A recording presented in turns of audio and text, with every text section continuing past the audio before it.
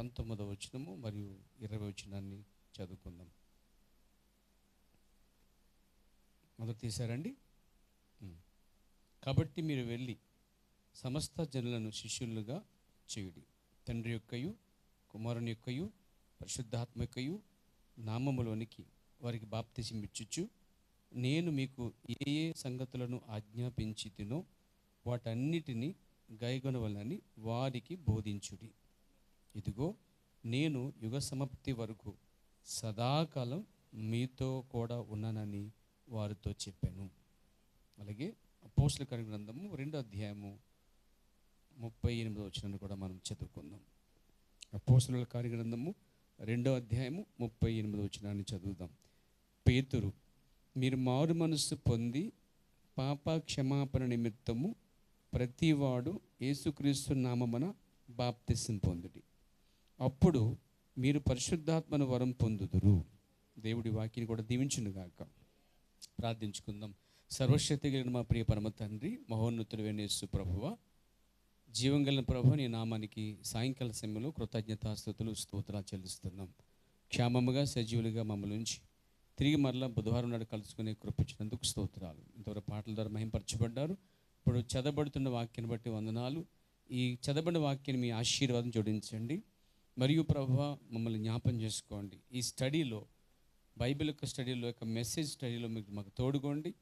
అనేకమైన మరిగిన సంగతులు మీరు బయలుపరచండి. అవును తండ్రి, నీకు ఇష్టమైన వారికి మరిగిన సంగతులు బయలుపరచబడినందుకు స్తోత్రాలు. నిశ్చయంగా ప్రభువా, ఈ రాత్రి మీరు మాతో నడిపించమని యేసుక్రీస్తు నామములో ప్రార్థిస్తున్నాం. ఆమేన్. దయచేసి కూర్చోండి. పేరు దేవుని పరిశుద్ధ నామానికి మహిమ కలుగాక. జాతకమైన పేర కొద్దిసేపు మనం ధ్యానం చేసుకుందాం. సమయం చాలా అయిపోతుంది. మనము బాప్తిసం గురించి మాట్లాడుకుంటున్నాం. చాలా దినాలుగా మధ్య మధ్యలో నేను లేకపోయినా కానీ మళ్ళీ నేను దాని వద్దకు వస్తూ ఉన్నానని మీకు తెలియజేస్తూ ఉన్నాను. ఇప్పుడు ఈ బాప్తిసం అనే ఈ కార్యక్రమము కొత్తగా మనం నేర్చుకుంటలేదు, కానీ దీని గురించి మనం స్టడీ చేస్తాకు వచ్చామండి ఇక్కడికి. బాప్తిసం గురించిన బోధ మనం కొత్తగా వినట్లేదు, కొత్తగా నేర్చుకుంటలేదు, కానీ ఇదివరకు బైబిల్లోనే ఉన్నట్టు కార్యాన్ని కాస్త కొంచెం విపులంగా వివరించుకుంటు ద్వారా మనము దాన్ని గ్రహించగలుగుతున్నాము, దాని మీద నిలబడగలుగుతాం స్ట్రాంగ్గా. రెండోది, మన చుట్టూ ఉన్న సొసైటీకి, మన చుట్టూ ఉన్న ప్రజలకి ఈ సత్యాన్ని చెప్పడానికి ప్రయత్నించడానికి ఇది మీకు సహాయపడుతుంది. మీరు వాక్యం వినివారు మట్టుకై ఉన్నవారట్లయితే మిమ్మల్ని మీరు మోసపుచ్చుకున్నవారు అని బైబిల్ చెప్తుంది. మనం కేవలం వినటానికి వచ్చిన వారమైతే మీరు మోసపోతున్నట్టు. మనం విని దాన్ని మనం అన్వయించుకొని నేను ఎలాంటి బాప్తిసం పొందానో, ఎలాంటి వాక్యానుసారం బాప్తిసం కలిగి ఉన్నానో దాని గురించి పూర్తి బయలుపాటు నీకుండి స్ట్రాంగ్గా ఉండి నీ చుట్టూ ఉన్నవారిని సువార్త చెప్పి విమోచించడానికి ఇది మీకు సహాయపడద్ది. అలా కాకుండా వాడి చేపను వచ్చి కూర్చొని ఏదో జరుగుతుంది, విన్నాం, వెళ్ళిపోయాం అని విని వెళ్ళిపోతున్నట్లయితే మిమ్మల్ని మీరు మోసం చేసుకున్నవారు అని బైబిల్ చెప్తుంది. యాకోబు పత్రికలో చెప్తుంది కదా, మీరు వాక్యం విన్న తర్వాత దాన్ని మీరు గ్రహించకపోతే, అన్వయించకపోతే అద్దములో ఒకడు ముఖం చూసుకుని వెళ్ళిపోయినట్లుగా మీరు వాక్య విషయంలో మిమ్మల్ని మీరు మోసపోతున్నారు, లేక మోసపుచ్చుకుంటున్నారు. ఇక్కడ మరి మోసపుచ్చడకైతే ఇక్కడ లేదు వర్తమానము. మోసగించబట్టక మాత్రం మీరు రావద్దు. ఇక్కడ వాక్యాన్ని విని గ్రహించి దాంట్లో మీరు స్ట్రాంగ్గా ఉండి కొందరిని అగ్నిలోంచి బయటికి లాగినట్టుగా ఇది మీకు ఉపయోగపడుతుందండి. దేవునికి స్తోత్రం కలుగాక. అంటే మీరు వినివారు మట్టికై ఉన్నట్లయితే, అంటే ఎప్పుడు చెప్పిన భాష గారు ఎంత చెప్పుకోండి, మేము వినేస్తాం. మీరు ఎంత చెప్పేసుకోండి, మేమేం చేస్తాం, వినేస్తాం అని వెంట మట్టికేనైతే మాత్రం ఇది శూన్యము. విన్నదాని ప్రకారంగా నడుచుకుంటానుకో, లేదా మన ద్వారా ఎరగని వారికి, మనం కలిగిన బాప్తిసం గురించి, మనం కలిగిన బాప్తిసము ఎరగని వారికి చెప్పడానికి ఖచ్చితంగా మీకు పనికొస్తుందండి. దేవునికి స్తోత్రం కలిగాక. చూడండి, ఇక మనము పోయినసారి మనము ఆది అపోస్తుల వాక్య ప్రకారం ప్రభువైన యేసుక్రీస్తు నామములో ఇంటి బాప్తిసం ఇచ్చారు అని దాన్ని చెప్పుకొచ్చాను. తర్వాత బాప్తిసం తప్పనిసరి తీసుకోవాలి, విశ్వసించిన వారందరూ తీసుకోవాలని చెప్పడం జరిగింది. అక్కడికి మనం క్లోజ్ చేసుకున్నాం దాన్ని. ఇక్కడ దాకా మనం స్టడీ చేస్తాం. నెంబర్ వచ్చి అది 6 అండి. ఓకే, ఆ దాంట్లో 7 చూపిస్తుంది, ఒకసారి చూసుకుంటాను. అంటే మార్మల్స్ కలుపుకున్నాం కదా, అందుకే 7 వచ్చింది అనమాట. అదా నా లిస్టులో మార్మల్స్ నెంబర్ 1 వేసుకున్నా, బాప్తిజం అర్థం అంటే నెంబర్ 2 వేసుకున్నా. మీ దగ్గర బాప్తిజం అంటే 1 అని వేసుకోమని చెప్పాను, అది వాస్తవం. నా లిస్టులో అయితే అది 7 వస్తుంది. అయినా మీరు ఆ సంఖ్య 6 వేసుకోండి, ఎందుకంటే దాని ముందు స్టార్టింగ్లో మారుమనసు అంటే అర్థం అని మనం మొదలుపెట్టాం దానికి సంఖ్య 1 వేసాను అనమాట. ఆ కారణం బట్టి 7 వస్తుంది. కాబట్టి మీరు బాప్తిజం గురించిన విషయాలు అయితే 6 అని వేసుకోవచ్చు. సో 6 ఏంటో ఒకసారి చెప్పండి. Number 1, number 2. స్వరం ఇటు నుంచి వస్తుందంటే ఇటు నుంచి రావట్లేదు ఏంటంటే. నెంబర్ 4, మీరు ఆగండి, మహాశీలర్ చెప్పండి. నెంబర్ 4 ఏంటండి? నెంబర్ 4 అండి, నెంబర్ 4 ఫాస్ట్ 4 అంటే 4 అండి అని చెప్పవద్దు. 4వది ఏం చెప్పుకున్నాం? బాప్తిజం. కాపీలు కొట్టలేదు కదా ఎవరు? ఎవరి పుస్తకాలు చూసి కాపీ కొట్టద్దు. మీ పుస్తకం మీ దగ్గర ఉండాలి. ఎన్నిసార్లు చెప్పాను, పెన్ను పుస్తకం. స్టడీలో ఖచ్చితంగా ఒక పుస్తకం ఉండాలి, ఒక పెన్ అయితే ఉండాలండి. మీరు తెచ్చుకోవాల్సిన అవసరం ఉంది. లేదా లేదా హృదయం అనే పలక మీద రాసుకుని ఎప్పుడైనా పాస్టర్ చెప్పేస్తానంటే వెళ్ళని కూడా సూపర్ మీరు అనమాట. ఆ విషయం నెంబర్ 1. రేపు మర్చిపోకుండా ఉంటే సరిపోద్ది. సో కొంచెం ఆలోచించండి. మనం పేపర్ మీద తీసుకుంటాం వల్ల ఏమవుతుందంటే మళ్ళీ చదవటం ద్వారా అది బ్రెయిన్కి బాగా ఎక్కిద్ది అనమాట. హోంవర్క్ ఎందుకు ఇస్తారంటే వాళ్ళు చెప్పేసి బోర్డు మీద అంతా కూడా మళ్ళీ వాళ్ళు బాగా చదివి తీసుకొస్తే, మీరు చిన్నప్పుడు అనే కాడ ఎన్నిసార్లు రుద్దాం మనం? ఏమండి ఒకసారి రుద్ది ఇచ్చేసామండి. అనే కాడ ఒక లైన్ రాసేసి ఇచ్చేసామా? 10-15 లైన్లు రాసి వంకర్లన్నీ మళ్ళీ డింకర్లు చేసుకుని అప్పుడు మార్కులు తెచ్చుకున్నాం మనందరం కూడా. అవునా కదండి? ఇంగ్లీష్లో ఏ బి అనేది ఒకసారి లేదండి, ఏ అనేది ఎన్నిసార్లు తిప్పితే ఏ వంకర్ నుంచి కొన్నిసార్లు పడుకొని పెట్టేసి కొన్నిసార్లు తిరిగేసి రాసేసి తర్వాత దాన్ని రాయిగా ఏమైంది, కళానికి చేతికి దగ్గర అయ్యి అది కరెక్ట్గా కూర్చుందనమాట. అన్నిసార్లు రాయించారండి వాళ్ళు. ఆ మాటకు వస్తే మనము బాప్తిజం విషయంలో బాగా హోంవర్క్ చేయాలండి. ఏమండి? సో ఇది మీకు 10 మందికి చెప్పడం ద్వారా నా ఉద్దేశం ఈ 10 మంది ఇంకో 10 మందిని రక్షిస్తారని నా ప్రధాన ఆశ అనమాట. డెవలప్మెంట్ మీలోంచే కనబడాలి. ఇనివారు మట్టుకుండి ఇలా వీనిలో ఉంచేసుకున్నట్లయితే ఉపయోగం లేదు. కానీ మీరు దీంట్లో స్ట్రాంగ్ అవుతూ మీ చుట్టూ ఉన్న వారికి బాప్తిజం కోసం సవివరంగా చెప్పగలటానికే ఈ స్టడీ. మీరు చెప్పడం ద్వారా వాళ్ళు రావటం జరిగిద్ది. 10 మంది 10 చోట్లకి వెళ్ళి చెప్పడం ద్వారా 10 ఆత్మలు రక్షింపబడతాయంటే 10,000 ప్రపంచాలకైనా ఒక ఆత్మీయులు అనమాట. దేవునికి స్తోత్రం. 4 చెప్పారు. 5 చెప్పండి. 6 చెప్పండి బ్రదర్స్ మీరు. 6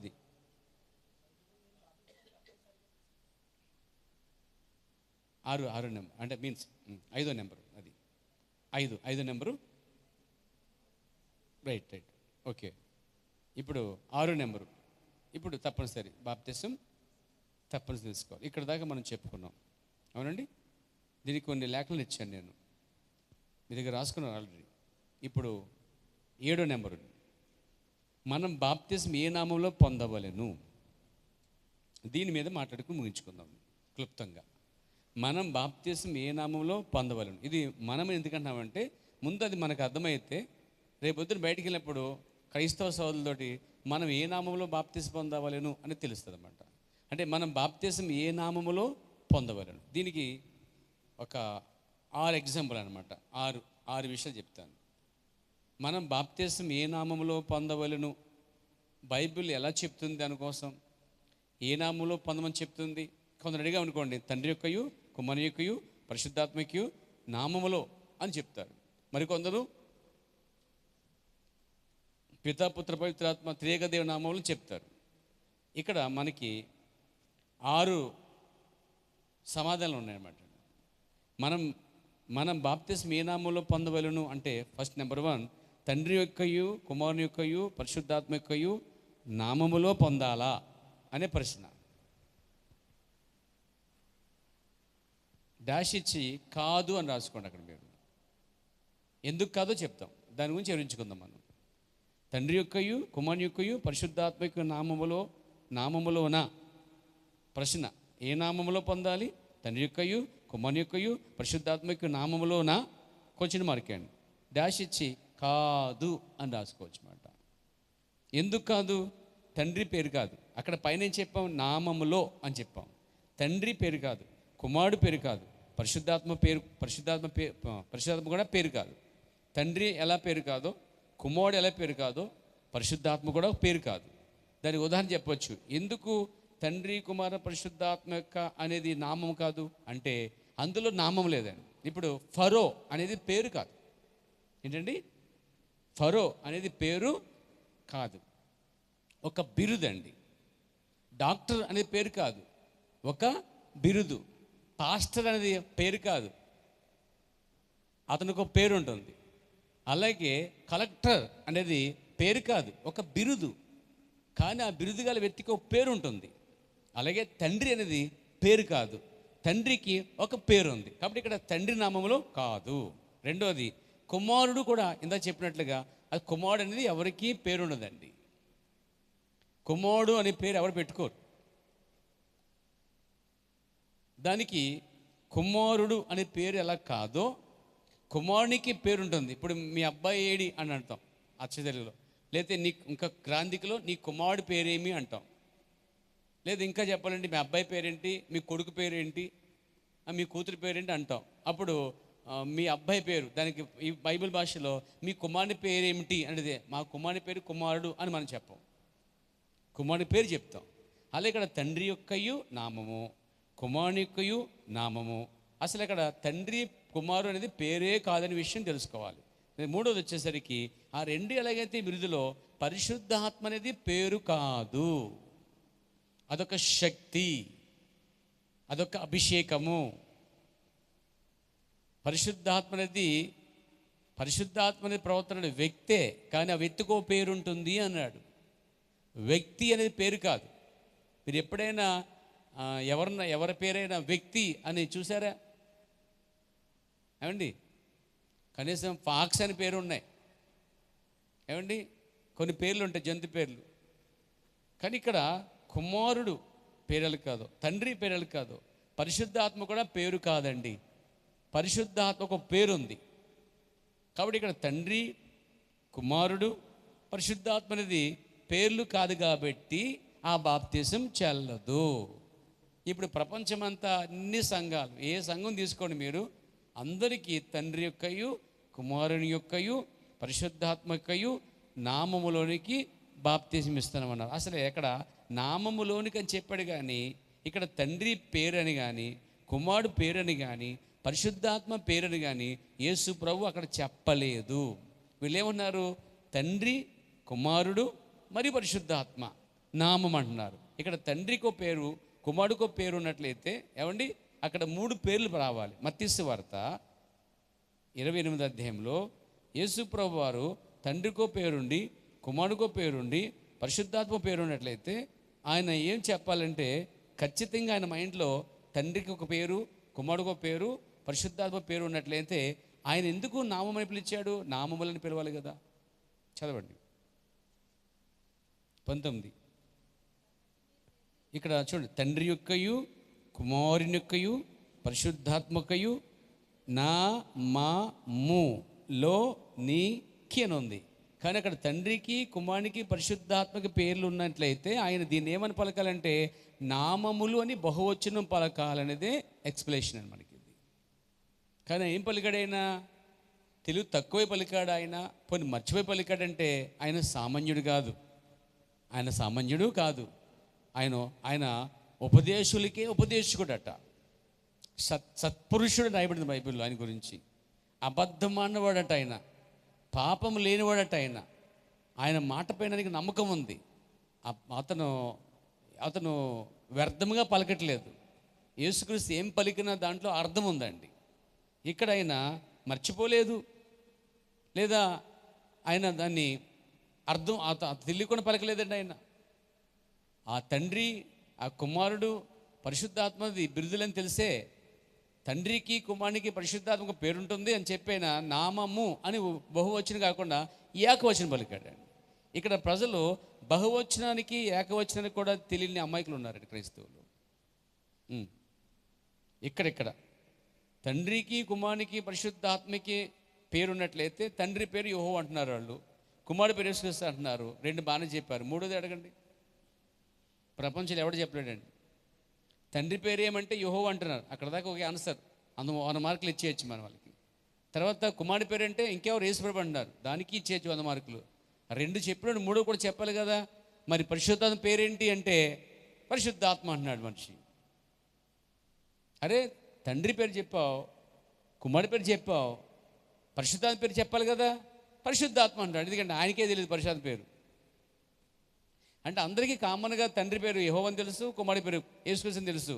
కానీ పరిశుద్ధాత్మ వచ్చేసరికి మాత్రం ఎవరికి అర్థం కానిది ఏంటంటే పరిశుద్ధాత్మ పేరే లేదనుకుంటున్నారు వాళ్ళు. కానీ పరిశుద్ధాత్మ పేరు ఉందండి. చూడండి యోహాను సువార్త, త్రూ బైబిల్ చూద్దాం. యోహాను సువార్త 14వ అధ్యాయము 26వ వచనం చదవండి. మెల్లిగా చదువు. ఆదరణకర్త 14వ అధ్యాయం 26వ వచనం. ఆదరణకర్త అనగా అంటే ఆదరణకర్త ఏంటో చెప్తున్నాడు. అనగా తండ్రి నా నామమున, ఇక్కడ నా నామం అంటే పలికేది ఎవరు? ఆయనకు పేరు ఉంది, యేసు. యేసు అనబడుతున్న ఈయన ఏమంటున్నాడంటే ఆదరణకర్త అనగా తండ్రి యేసు అనే నామంలో పంపిస్తాడు పరిశుద్ధాత్మని చెప్తున్నాడు. ఇక్కడ క్లారిటీగా చెప్పాలంటే ఆయన స్వయంగా నిలబడి ఆయన పేరు యేసు కాబట్టి, ఇదిగో నా తండ్రి ఆదరణకర్తను, నా తండ్రి నా నామం అంటే యేసుని నా పేరులోనే పంపిస్తాడని చెప్తున్నాడు ఇండైరెక్ట్ చెప్పాలంటే. ఎందుకంటే చూడండి, ఇక్కడ నా నామమున పంపబోవు పరిశుద్ధాత్మ. ఇక్కడ పరిశుద్ధాత్మ సంఖ్య 2 సంఖ్య కనిపిస్తుంది. చూడండి కింద చూడండి, ఉంది ఉత్తరవాది అని ఉంది. ఇప్పుడు ఈ ఉత్తరవాది ఎవరు? పరిశుద్ధాత్మ. ఉత్తరవాది ఎవరు? పరిశుద్ధాత్మ. ఈ యోహాను రాసిన ఈ వ్యక్తే, ఈ యోహానుడే, ఈ యోహాను సువార్త రాసిన వ్యక్తే ఇంకో పత్రిక రాశాడు. ఇక్కడేమో ఉత్తరవాది రాసిన యోహాను, ఇంకో చోట ఇదే యోహాను ఉత్తరవాది అంటే ఏంటో మళ్ళా ఇంకో అర్థం ఇచ్చాడండి. పర్యాయ పదాలు అన్నమాట. ఈ మనం కూడుకోవాలి. 2 2 + 2 కదా, 4 అని కూడుకుంటున్నాం. అలాగే ఇక్కడ ఆదరణకర్త, తర్వాత ఉత్తరవాది డాష్ ప్లస్ డాష్ అనేది కనిపిస్తుంది, కూడితే అర్థమవుతుంది అన్నమాట. సో ఇక్కడ ఆదరణకర్త అన్నాడు. తర్వాత ఇప్పుడు పైన ఆదరణకర్త అంటే ఎవరు? ఇప్పుడు పరిశుద్ధాత్మయే. 3 పర్యాయ పదాలు ఉన్నాయి: ఆదరణకర్త, పరిశుద్ధాత్మ, ఉత్తరవాది. అన్నం బొవ్వ అంటాం కదా, కూడు అంటాం చూసారా, అలా కూడన్న ఒకటే, అన్నం అన్న ఒకటే, బొవ్వన్న ఒకటే. ఇంకంత జ్ఞానం ఉన్నవాడికి ఎలాగ అర్థమవుతుందో ఆ విషయాలు, ఇక్కడికి వచ్చేసరికి జ్ఞానులు ఫెయిల్యూర్ అయిపోతారండి. మహా గొప్ప జ్ఞానులు. ఈ మత్తయి సువార్త 28వ అధ్యాయంలో చెప్పిన 19 వచ్చిన వచ్చిన దగ్గర మొత్తం అందరూ పిల్టి కొట్టారు. తెలుసా మీకు ఆ విషయం? మహాజ్ఞానులు, బోధకులు, మహా గొప్ప ప్రసంగికులు, ఏమండి నేషనల్ ఇంటర్నేషనల్ గీకి ప్రసంగికులు ఇక్కడ పిల్టి కొట్టారనే సంగతి మీకు తెలుసా ఈ వచనం దగ్గర? సో ఇక్కడ పైన చూడండి, ఆదరణకర్త అన్నాడు. మీకు ఆదరణకర్త ఇంకో పేరు కూడా చెప్పిస్తాను. మళ్ళీ పైకి వెళ్ళండి, పైకి యోహాను సువార్త అదే అధ్యాయంలో పైకి 14వ అధ్యాయంలో 16 చదవాలి మీరు. ఇప్పుడు నేను తండ్రిని వేడుకొందును, మీ వద్ద ఎల్లప్పుడూ ఉండుటకై ఆయన వేరొక ఆదరణకర్తను. ఇక్కడ ఆదరణకర్తను ఇక్కడ సంఖ్య ఉందా? కిందకు రండి. ఇప్పుడు పైన చెప్పిన ఆదరణకర్త, 26లో చెప్పిన ఆదరణకర్త లేక పరిశుద్ధాత్మ ఒకటి. పైన చెప్పిన ఆదరణకర్త చూడండి, ఆదరణకర్తని కాడ ఉంది అనగా, మళ్ళీ అక్కడ అనగా. ఇక్కడ 20లో చూడండి, ఆదరణకర్త అనగా పరిశుద్ధాత్మ అన్నాడు. పైన ఆదరణకర్త అనగా సత్యస్వరూపేగు ఆత్మ అన్నాడు. ఇప్పుడు 3 ఇంకోటి కలపండి, 4. ఏంటి 4? ఆదరణకర్త అనగా పరిశుద్ధాత్మ అనగా ఉత్తరవాది. ఇప్పుడు ఆదరణకర్త ఇంకో పర్యాయం చెప్పాడు పైన. ఆదరణకర్త అనగా సత్యస్వరూపేగు ఆత్మ. అంటే ఇప్పుడు సత్యస్వరూపేగు ఆత్మ, ఆదరణకర్త, పరిశుద్ధాత్మ, మరి నాలుగోది ఉత్తరవాది. 4 పర్యాయపదాలు వచ్చాయండి. పరిశుద్ధాత్మకి ఇంకొక అర్థం ఉంది. ఏంటి? సత్యస్వరూపిగా ఆత్మ. పరిశుద్ధాత్మకి ఇంకో పర్యాయపదం ఉంది. ఏంటండి? ఆదరణకర్త. పరిశుద్ధాత్మకి ఇంకో పర్యాయపదం ఉంది. ఏంటండి? ఉత్తరవాది. ఇప్పుడు ఈ 4 కలిపి ఎవరిని చూపిస్తున్నాయో అనేది ఈ యోహాను రాశాడు చూడండి. అక్కడికి వద్దాం, మనం స్టడీ చేస్తున్నాం. మనం యోహాను రాసిన పత్రిక వద్దాం. పత్రిక, యోహాను రాసిన మొదటి పత్రిక 2వ అధ్యాయంలో అది మర్మముగా రాయబడింది.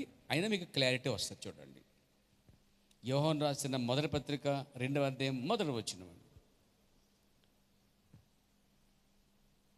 ఏమా తీసారా? మరి చదవండి. నా చిన్నపిల్లలారా. ఇక్కడ చిన్నపిల్లలంటే ఆయన లాలిపప్పు తినే చిన్నపిల్లలు పిలుతునుకుంటున్నారా మీరు?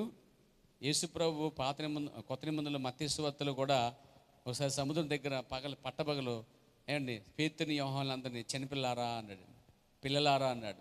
ఇక్కడ పిల్లలారా అనేది చిన్న పిల్లలను ఉద్దేశించలేదు. ఆయన ఎంబడించేటువంటి పెద్దవారైన ఆయన దృష్టిలో పిల్లలారా అన్నాడండి. సో నా చిన్నపిల్లలారా, మీరు పాపము చేయకుండాకై ఈ సంగతులు మీకు రాయిచున్నాను. జాతిగా ఉండండి. ఎవడైనా పాపము చేసిన ఎడల పట్టుకోండి, నీతిమంతుడైన యేసుక్రీస్తు అను ఉత్తరవాది.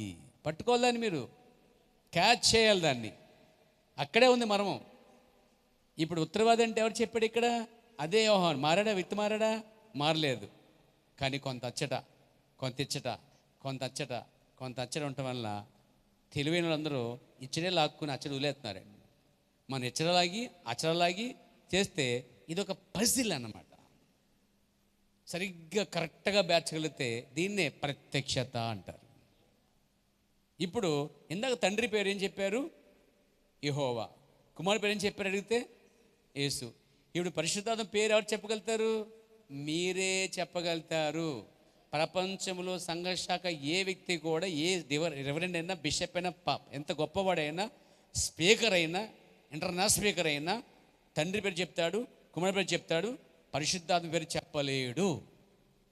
ఒక్క మెసేజ్లో ఉన్న వాళ్ళు మాత్రమే పరిశుద్ధాత్మ అంటే ఆ పేరేంటో క్లారిటీగా చెప్పింది ఈ కాల ప్రవక్తేనండి. అందులోనే ఉంది బైబిల్లో. దాన్ని తీసుకుని ఇచ్చాడు. ప్రజలు ఉత్తరవాదం విడిచిపెట్టేశారు, సస్వరూపాన్ని విడిచిపెట్టేశారు, ఆదరణకర్త విడిచిపెట్టేశారు, పరిశుద్ధాత్మ విడిచిపెట్టేశారు. కానీ దాన్ని కలుపుకుంటూ విడిచిపెట్టేశారండి. మన ప్రవక్త వచ్చి ఈ వైరు ఆ వైరు ఈ వైరు కలిపి మొత్తం బలి వెలిగించాడండి. ఇది ఆయన చేసిన పని. అంటే లేఖనాన్ని కలిసి మూడేస్తే సంపూర్ణ ప్రత్యక్ష వచ్చిందండి. ఈరోజు లేఖనాన్ని మనుషుల అర్థానికి మూడేస్తుంటే బయలుపాటు రావట్లే. వీళ్ళు ఇచ్చిన ఎక్స్ప్లెనేషను, వాళ్ళు ఇచ్చిన స్పీకర్లు ఇచ్చిన వాటి మాటలు తీసుకొని కొంత వాక్యం కలుపుతుంటే పిక్చర్ రావట్లేదండి. అక్కడెక్కడో తప్పు, ఎక్కడో పొరపాటు జరుగుతుంది. సత్యంలా కనిపిస్తుంది కానీ అది సత్యముగా అనిపించట్లేదండి. చాలాసేపు చెప్పుకున్నాం మనం. ఒక చెట్టు పైన ఆవు మేతుందండి. చెట్టు పైన చాలా మంది వా బెల్లే ఉంది అన్నారట. అప్పుడు ప్రవక్త అన్నాడు, ఆ ఆవుని తీసుకొచ్చి కింద పెట్టాడండి, చెట్టు కింద. ఇది కరెక్ట్ అన్నాడు. చెట్టు పైన మేయదు, చెట్టు కింద మేస్తుంది. అదేమన్నా మెడ పొడుగ్గా ఉండే ఏంటి చెప్పరానా? జిరాఫియా అని అదేమన్నా అక్కడ ఉండి అలా అందుకుంటా చెట్టు మీదకి. జిరాఫీ చెట్టు మీసిందంటే నమ్మొచ్చండి. ఆవు చెట్టు మీసిందంటే ఎలా నమ్ముతారండి? ఎందుకంటే చెట్లు ఆవు కన్నా ఎత్తుంటాయి. ఏమన్నా చిన్న చెట్లు ఏమన్నాను, పెద్ద చెట్టు వేసి పైన వేసారంట ఆవు. అందరూ వావంటే ఈయన వచ్చాను అది కింద పెట్టాడు దాన్ని. ఇది కరెక్ట్ అన్నాడు. అంటే ఏం చేశాడండి ప్రవక్త? కరెక్షన్ చేశాడు అన్నమాట. అంటే దాని స్థానమందు ఉంచాడు. అలాగే బైబిల్ వచనాల్ని వాటి స్థానమందు ఉంచిన వాడు ఈ కాల ప్రవక్త. ఇంకెవరా పనిచేయలేదండి. అందుకే మీరు శ్రేష్టమైన వారు. లోకంలోంచి తీయబడిన వారిలో అనేక కోట్ల ప్రజల్లో మీకు మాత్రమే బయలుపాటు ఇవ్వగలిగింది. అందరి బట్టి దేవుని మహిమ కలిగాక, దేవుని స్తోత్రం కలిగాక. సో సత్స్వరూపి ఆత్మ, ఆదరణకర్త, పరిశుద్ధాత్మ ఉత్తరవాది ఈజ్ ఈక్వల్ టు నీతిమంతుడైన యేసుక్రీస్తు. ఇప్పుడు తండ్రి యొక్కయు, కుమారుని యొక్కయు, పరిశుద్ధాత్మ యొక్కయు, అంటే తండ్రి పేరు యెహోవా అన్నారు కదా, కుమారుడు పేరు యేసుక్రీస్తు అన్నారు కదా, పరిశుద్ధాత్మ పేరు యేసుక్రీస్తు వచ్చింది. ఇక్కడ రెండు మానే ఉన్నాయి, కుమారుడి పేరు యేసుక్రీస్తు, పరిశుద్ధాత్మ పేరు యేసుక్రీస్తు. మరి అక్కడ తండ్రిగా వచ్చేసరికి యెహోవా ఉందిగా మరి. సో ఇప్పుడు తండ్రి పేరు చూడాలి మనం, తండ్రి పేరు. ఎందుకంటే తండ్రి ఎవరు చూడాలి మనం. ఇప్పుడు బైబిల్ భాషలో మనకు బాగా అర్థమైంది, తండ్రి ఎవరు? యెహోవా దేవుడు అండి. చూడండి, మలాకీ పుస్తకం రండి, మలాకీ పుస్తకం. దేవుని నామమున మహిమ కలుగుగాక. చదువమ్మా సిస్టర్ గారు. చూసారా, మనందరికీ తండ్రి ఒక్కడు కాడా? ఏమంటున్నాడండి ఈ యొక్క మలాకీ 2:10 మనందరికీ తండ్రి ఒక్కడే కాడా, ఒక్క దేవుడే మనల్ని సృష్టించలేదు. ఇప్పుడు తండ్రి అనేవాడు ఒక్కడే అన్నాడు అక్కడ. ఇప్పుడు మనం ఇంకో కొంచెం దీనికి లేఖనానికి ఇంకో ముడేద్దామండి. మనం ఇక్కడ ఏం తెలిసిందంటే మనకి తండ్రి ఒక్కడే కాదా అంటే ఇంకిద్దరు తండ్రి లేరు, ఉంటే ఒకే తండ్రి ఉన్నట్టు అర్థం. ఇప్పుడు ఈ ఒక్క తండ్రి కోసము ఎబ్రీలు లేకపోతే ఇశ్రాయేలు ఏమన్నారనేది యెషయా గ్రంథంకి వద్దాం మనం. యెషయా గ్రంథంలో ఏమని పిలిచారో చూడండి, ఆయన్ని ఏమని పిలిచారో చూద్దాం. దేవుని నామానికి మహిమ కలుగుగాక. యెషయా గ్రంథం నాతో పాటు తీయండి.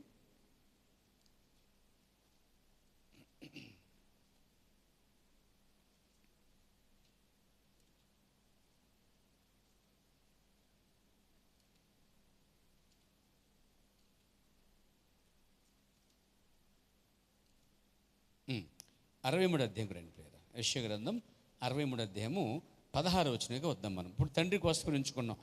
అక్కడ మలాకి ఏమన్నాడంటే మనందరికీ సృష్టికర్త అయిన తండ్రి ఒక్కడు కాడా అన్నాడు.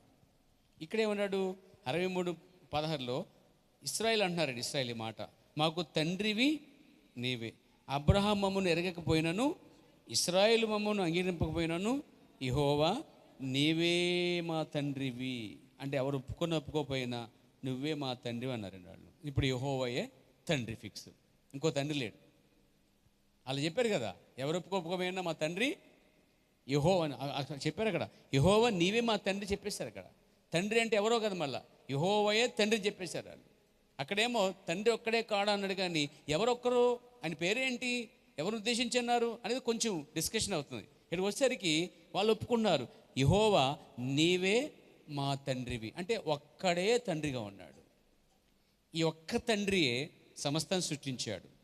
ఇప్పుడు ఈ తండ్రి ఏం చేశాడంటే సృష్టి అంతా తయారు చేశాడు. ఈ తండ్రి ఆజ్ఞాపించాడు, ఆజ్ఞాతిక్రమం పాపం అని చెప్పి ఒక ఆజ్ఞ ఇచ్చాడు. అంటే మనశాసనము రాసినవాడు ఈ తండ్రి అండి. ఈ తండ్రియే సృష్టి చేసినవాడు.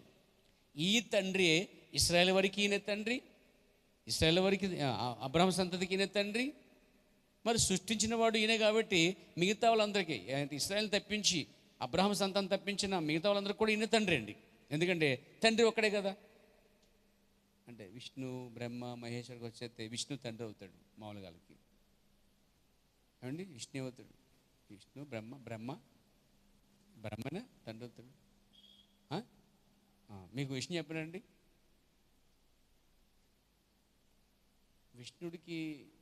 విష్ణుడికి ఉళ్ళు ఉన్నాయి, విష్ణు గుళ్ళు ఉన్నాయి. తర్వాత మహేశ్వరికి కూడా గుళ్ళు ఉన్నాయి, బ్రహ్మకు గుళ్ళు లేదండి.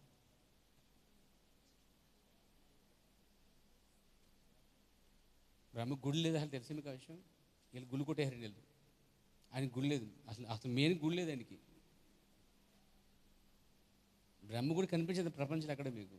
విష్ణు గుడి కనిపిస్తుంది, మహేశ్వర కనిపిస్తుంది, కానీ బ్రహ్మ గుడి కనిపించదు. ఇప్పుడు మన టాపిక్ అది కాదు. వాస్తవానికి ఇక్కడ నీవే మా తండ్రి అని చెప్పినప్పుడు యెహోవాకి ఈ భూమి మీద ఒక ఆలయం కట్టుకున్నాడండి ఆయన. యెహోవా స్వయంగా కట్టబడిన ఆలయంలో దిగి వచ్చిన సందర్భాలు కనబడుతున్నాయండి. యెహోవా తప్ప ఇంకో దేవుడు లేడని చెప్తుంది బైబిల్. సో సృష్టికర్త కూడా ఆయనే, తండ్రి కూడా ఆయనే. ఇప్పుడు యెషయా గ్రంథం 9కి వచ్చేద్దాం మనం, సమయం లేదు కాబట్టి. దేవునికి స్తోత్రం కలుగాక. ఇప్పుడు నా ఉద్దేశము యెహోవా తండ్రి అని చెప్పారు కాబట్టి వేరే తండ్రి అనేది ఇక లేనే లేడు, ఒక్కడే తండ్రి ఉంటాడు. యెషయా గ్రంథము అదే యెషయా, అక్కడ ఏ యెషయా అయితే రాశాడో సేమ్ అదే యెషయా 9 చూద్దాం. యెషయా గ్రంథం 9:6 చూడండి. ఇందాక మనం ఎలా చెప్పుకున్నామో ఇక్కడ కూడా ప్రవక్త మారలేదండి. అక్కడ యోహాను ప్రవక్త, ఇక్కడ యెషయా ప్రవక్త అండి. ఈయన మారలే. ఈయన ఎక్స్ప్రెషన్ చూద్దాం, చదవమ్మా.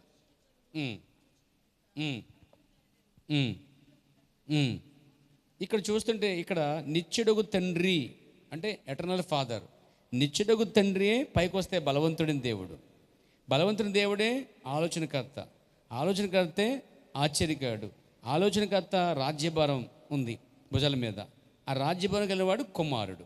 ఈ కుమారుడు ఎవరు పైకి వస్తే శిశువు, ఆ శిశువు ఎవరు?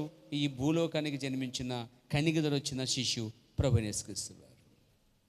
ఇప్పుడు ఆ శిశువు, ఆ కుమారుడు ఆలోచనకర్త, ఆశ్చర్యకారుడు, బలవంతుని దేవుడు మరియు నిత్యుడుగు తండ్రి అని ఇదే యెషయా పుట్టిన శిశువునేమో నిత్యుడుగు తండ్రి అని పిలుస్తున్నాడు. ఇదే యెషయా అక్కడ యెహోవాయే తండ్రి, నువ్వు తప్పకు తండ్రి లేడు మాకు అని చెప్తున్నాడు. అంటే యెషయా ఎవరి కోసమైతే తండ్రి అని చెప్పాడో, యెహోవా అని చూపించాడో, అదే ప్రవక్త యెషయా మళ్ళీ పుట్టిన కుమారుడు శిష్యుడైనటువంటి కుమారుడిని నిత్యుడుగు తండ్రిని చూపిస్తున్నాడండి. యెషయాయే ఇక్కడ ప్రవక్తగా ఉండి లేఖనాల్ని వివరిస్తున్నాడు. ఇప్పుడు మన ప్రవక్త కొత్తగా ఏం బోధించలే, అంతకుముందు ప్రవక్తలకున్న ప్రత్యక్షతనే ఈయన తీసుకుని ప్రజలకు ఇచ్చాడు. అంటే ప్రవక్త ఎక్స్ప్లెనేషన్ కొత్తది కాదు, యెషయాతో ఏకీభించిన ఏక వివరణ ఇచ్చాడండి ఆయన. దేవునికి నామానికి మహిమ కలుగాక. ఇప్పుడు ప్రవక్త బ్రహ్నం గారిని బ్రహ్మ గారిని ఆయన బోధన ఏమన్నారంటే ఈయన తండ్రిని కుమారుని వేరు చేస్తున్నాడు అని అన్నారండి. ఇప్పుడు చెప్పండి, అలాగైతే యెషయా కూడా వేరు చేసినట్టేగా. కాబట్టి విలియం బ్రహ్నం ఏమనొద్దు, కానీ మీకు ఓపకుండా యెషయాతో గొడవ పెట్టుకోండి అంటాను నేను. ఎందుకంటే విలియం బ్రహ్నము యెషయా చెప్పింది చెప్పాడు తప్ప విలియం బ్రహ్నం సొంత ప్రత్యక్షత ఏదియూ కాదు, లేఖనం ప్రత్యక్ష చెప్పాడు. కాబట్టి వాళ్ళు పెట్టుకోవాల్సిన పొత్తు గొడవలో ఎవరితో పెట్టుకోవాలి? యెషయాతో. ఈ లేడు కాబట్టి ఆయన బతుకుడు కాబట్టి ఆయన పట్టుకున్నారు. ఇప్పుడు చచ్చిపోయిన విడిచిపెట్టలేదు ఆయన్ని. అందుకే ఏమంటే మీకైనా ఒప్పుకుంటే మిగతా వాళ్ళు ఎవరైనా, అంటే మీరు కాదు నా ఉద్దేశము, ఏమండి ఎవరైనా మిగతా వాళ్ళు ఉంటే కనుక ప్రవక్త బ్రహ్మం పక్కన పెట్టే విషయంలో ప్రవక్త బ్రహ్మం చెప్పిన ఆ వివరణ అంతా ఎవరిదంటే ప్రవక్త బ్రహ్మం కాదు, అది లేఖనములో ఇంతకు ముందు చెప్పిన ప్రవక్తలది, వాళ్ళతో పెట్టుకోండి. Praise the lord. పాపం ఈయన తెరగ దొరికాడు కాబట్టి ఈయన మీద ఎత్తాను అందరూ. దేవుని నామమున మహిమ కలుగాక.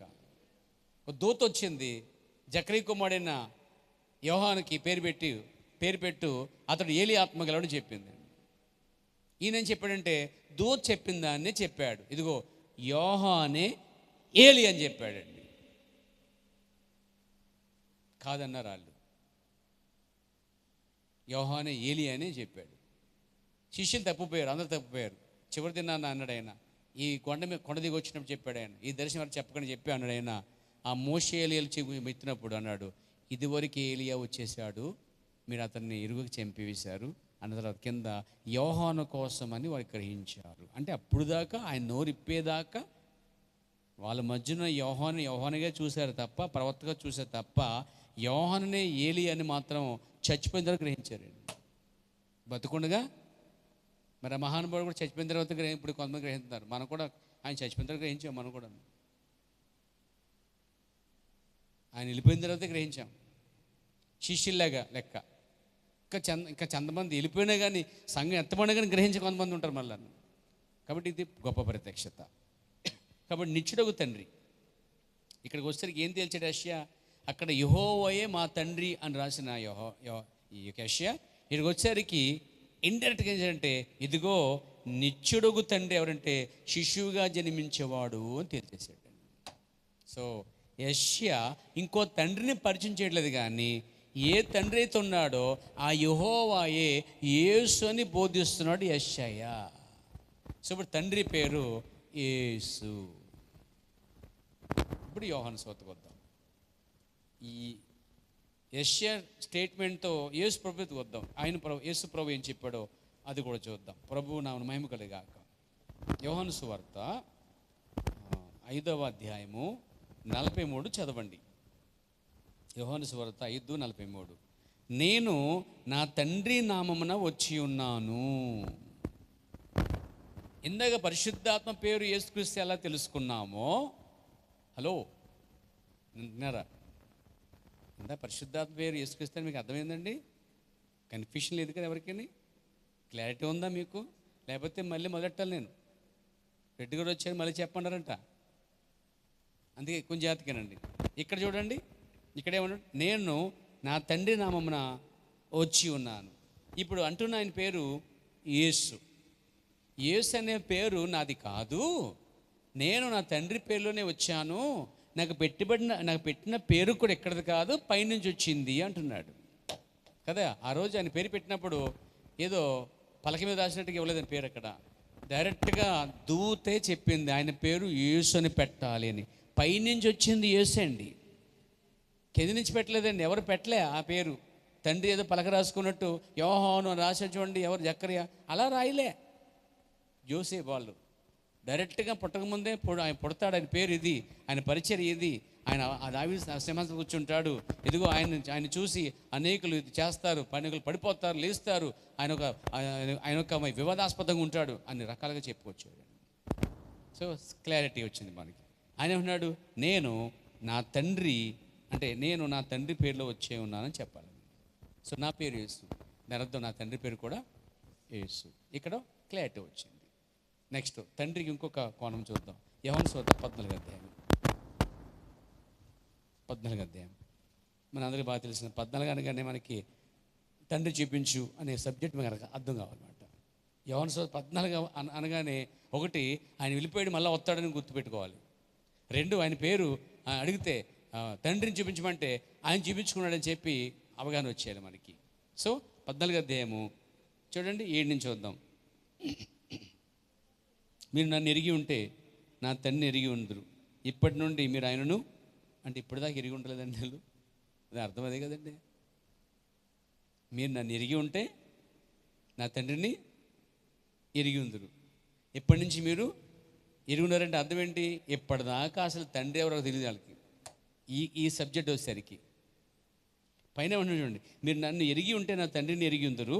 ఇప్పటి నుండి మీరు ఆయనను, ఇందాకేమో నన్ను ఎరిగి ఉంటే తండ్రి మీకు తెలిసిపోద్ది అన్నాడు. ఇప్పటి నుంచి మాత్రం మీ తండ్రిని ఎరుగుదురు అంటున్నాడు. ఆయనను చూచి ఉన్నారని చెప్పాను. అంటే తండ్రిని ఎరిగి ఉందురు అని చెప్తున్నాడు. ఎరిగి ఉండటమే కాదు, చూసేశారని చెప్తున్నాడు అండి. ఆయన పైనే క్లూజ్ చేశాడు 7వ వచనంలో. ఆయన ఎవరికి? తన కింద ఉన్నటువంటి శిష్య బృందానికి ఆయనను చూచి ఉన్నారని చెప్పాను. ముందేమో నన్ను ఎరిగి ఉంటే తండ్రి ఎరిగి ఉన్నారు అన్నాడండి. వాళ్ళకి ఏమర్థమైంది? ఇప్పుడు దాకా మేము ఇన్ని ఎరిగి ఉన్నాం, తండ్రిని ఎరిగిలేము. ఇప్పుడు కొత్తగానే ఉన్నాడైనా నన్ను ఎరిగి ఉంటే తండ్రిని ఎరిగి ఉంటారన్నాడు ఏంటని చిన్న కన్ఫ్యూషన్ వచ్చింది. మళ్ళీ ఆయన ఇంకో మాట వేసాడు. ఇంతలోనే ఆలోచన తెక్క ముందు ఇంకో మాట చేశాడు. ఆయన చూశారు అంటున్నాడండి. ఆయన చూడండి, అందులో వాక్యం ఉంది, ఆయనను చూచి ఉన్నారని చెప్పాడు. 2వ టెన్షన్, ఒకటేమో నన్ను ఎరిగి ఉంటే తండ్రిని ఎరిగి ఉందరు అన్నాడు. 2 ఇది, మీరు ఆయన చూచి ఉన్నారు. 2 ప్రశ్నలు వచ్చాయి. ఎరిగి ఉండటం ఏంటి, ఎరుగుటం ఏంటి, చూడటం ఏంటి? అసలు ఇక్కడ చూసేమని చెప్పేస్తున్నాడే అని చెప్పేసి నిజానికి వాళ్ళు చూడలేదు. నిజానికి వాళ్ళు ఇప్పటి వరకు ఆ గడియ వరకు ఆయన చెప్పే మాట వరకు తండ్రిని చూడలేదండి వాళ్ళు. కానీ నేనేమన్నాడు? ఆయన అబద్ధం అన్న దేవుడు ఏమన్నంటే, మీరు నన్ను ఎరిగి ఉంటే ఆయన ఎరుగుదురని చెప్పి కింద ఆయన చూచి ఉన్నారని చెప్పాడు. వాళ్ళకి కన్ఫ్యూషన్ ఏంటంటే, ఈయనేంటో తెలుసు, మాకు అభిషేకించబడిన మెస్సేజ్ అని తెలుసు, ఎరిగి ఉన్నాం. మళ్ళీ ఏమన్నా ఆయన తండ్రిని చూచి ఉన్నారని చెప్తున్నాడండి. నన్ను చూచి అంటలేదు, ఆయన తండ్రి చూచి ఉన్నారని చెప్తున్నాడు. కన్ఫ్యూషన్ ఏంటంటే ఇంకా వాళ్ళు గందరగోళం ఉన్నారన్నమాట. అసలు ఇంతవరకు తండ్రిని చూడలేదు కాబట్టి. చూడండి, ఇప్పుడు వచ్చాడు 8వ వచనం. అప్పుడు పిలుపు, కన్ఫ్యూషన్లోనే గందరగోళంలోనే పిలుపుకి ఒక ప్రశ్న వచ్చింది. ఆ ప్రశ్న ఏంటంటే తండ్రిని చూపించాలి అని ఆ ప్రశ్న వేశాడు ఆయన్ని. ప్రశ్న ఎందుకు వేసాడు అక్కడ? నన్ను ఎరిగి ఉంటే ఎరిగి ఉన్నారు, మీరు ఆయన చూచున్నారు, నన్ను కాదు. ఏ తండ్రి అని చెప్పుకొస్తున్నాడు ఆ తండ్రి మీరు చూచి ఉన్నారని చెప్తున్నాడు అండి. ఆయన అనగా తండ్రి, ఆయన చూచి ఉన్నారని చెప్తున్నాడు.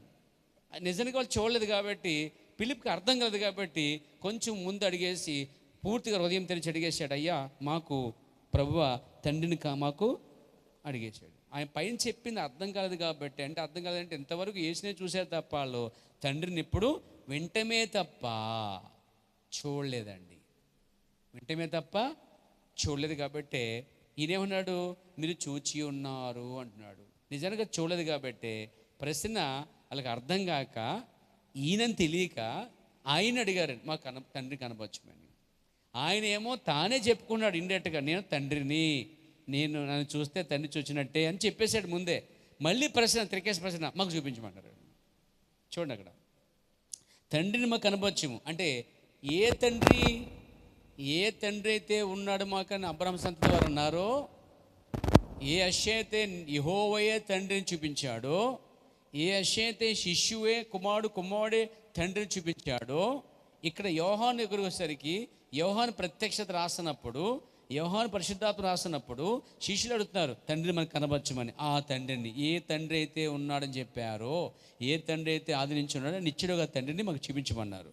అప్పుడు ప్రభువా తండ్రిని మాకు కనపరచు, మాకంతే చాలని ఆయనతో చెప్పగా, యేసు పిలుపు, నేనెంతకాలము మీతో ఉండినను నీవు నన్ను ఎరుగవా, నన్ను చూచినవాడు తండ్రిని చూచి ఉన్నాడు గనక తండ్రిని మాకు కనబరచమని ఎలా చెప్పుచున్నామని ప్రశ్న వేశాడు మళ్ళీ ఆయనకి. ఇప్పుడు పిలుపుకి ఏమర్థం అవ్వాలి? మళ్ళీ చెప్పరు బా, అది ఎవరు నువ్వు అని అడగాలి. ఈ త్రికాస బాధ నాకు అర్థం కావట్లేదు. ఎరిగి ఉన్నావు, చూచి ఉన్నావు, ఇప్పుడు దాకా చూసింది ఇంత తప్ప తండ్రి చూడలేదు, అర్థం కలదు కాబట్టి ఏమన్నాడు, తండ్రి మాకు కనపరిచేమన్నాడు, చూపించేమన్నాడు. యేసుప్రభు అబద్ధమాడు కాబట్టి అలా ఆకాశం తెరిచి పైన ఉన్నాడు అని చెప్పాలి. అక్కడ తండ్రి ఉంటే ఆయన ఏం చెప్పాలి, ఆకాశం తెరిచి చూడొకసారి అక్కడ తండ్రి ఉన్నాడు నీ కుమారుడిని అని చెప్పాలి. ఆయనకి తెలుసు కాబట్టి, ఆయనే మర్మము కాబట్టి, క్రీస్తే దేవుని మర్మం కాబట్టి ఆయన ఏమన్నాడు, నన్ను చూచినవాడు తండ్రిని చూచినట్టు అని చెప్పాడు. ఇప్పుడు పిలుపుకి ఏం అర్థమైంది పిలుపుకి? ఇప్పుడు నేను అడిగింది తండ్రిని, చూపించింది తన్ని, అప్పుడు ఆయనే తండ్రి అని పిలుపుకి బయలుపాటు ఇక్కడే వచ్చిందండి. మరి మీకు ఎంతమందికి వచ్చింది ఇక్కడ బయలుపాటు ఉంది, ముందే ఉంది, కొంచెం స్ట్రాంగ్ చేయండి. ఇది మీకోసం కాదు. ఎవరి కోసం? యేసు సిలువ మోసినప్పుడు మీకోసం కాదు, మీ పిల్లల కోసం ఏడమని చెప్పినట్టు ఇది మీకోసం కాదు, మీ చుట్టూ జనం కోసం అండి. ఇది ముందు మీకు అర్థం కావాలి, ఫస్ట్ మీకు స్ట్రాంగ్ అవటానికి అనమాట. సో మీకు అంటూ గ్రహింపు వచ్చింది అనుకోండి, మిమ్మల్ని ఎవరు డిస్టర్బ్ చేయలేరు, రెండోది మిమ్మల్ని ఎవరు అభ్యంతరపరచలేరు, ఆ దాని విషయంలో తప్పించలేదు దారి. స్ట్రాంగ్గా ఉంటారు, మీరు చెప్తారండి. దేవునికి స్తోత్రం కలిగాక. ఇప్పుడు తండ్రి ఎవరు మనకు అర్థమైపోయింది క్లారిటీగా. ఆయన చెప్పిన నామము యేసు నామం, తండ్రి పేరే యేసు అని చెప్పిందే యేసుక్రీస్తే బయలుపరిచాడు. తండ్రి పేరుని బయలుపరిచింది డైరెక్ట్గా యేసుక్రీస్తు వారి.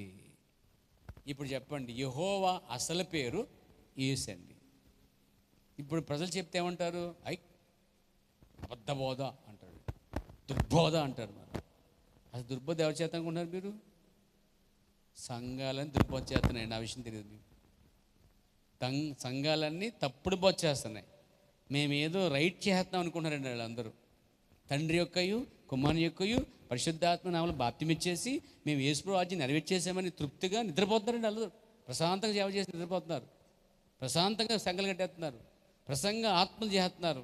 ఇన్ని వేల మంది ఆత్మలు తండ్రి యొక్కయు కుమారుని యొక్క పరిశుద్ధాత్మ నామములో పొందారంటే అర్థం అసలు నామమే లేని బాప్తిసం పొందారని అర్థం. అక్కడ అంటే పాప క్షమాపణ నిమిత్తము యేసుకృష్ణ బాప్తిసం పొందవలసిన వారు అసలే యేసుక్రీస్తు నామం లేకుండా పొందారు కాబట్టి వాళ్ళ పాపాలు అలాగే ఉన్నాయి. ఇప్పుడు చెప్పండి, ఎవడు పలం పోతాడండి?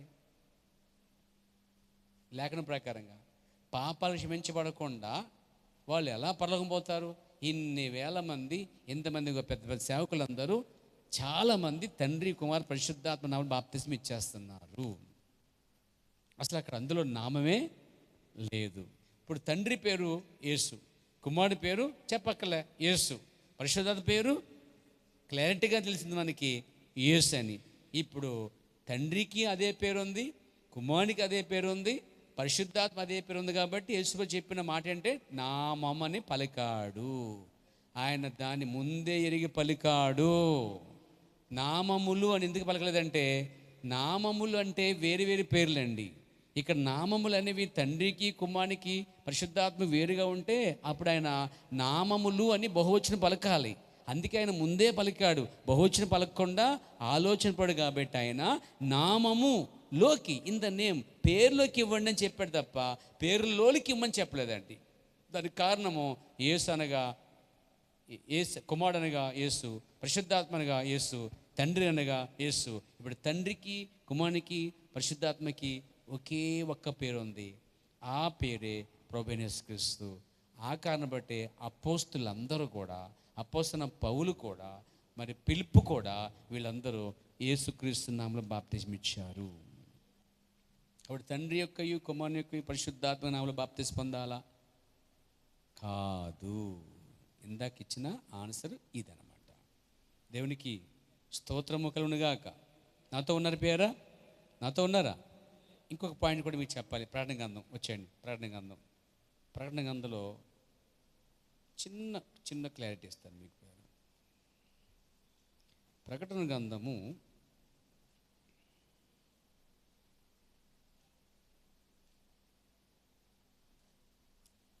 21 అధ్యాయము రండి.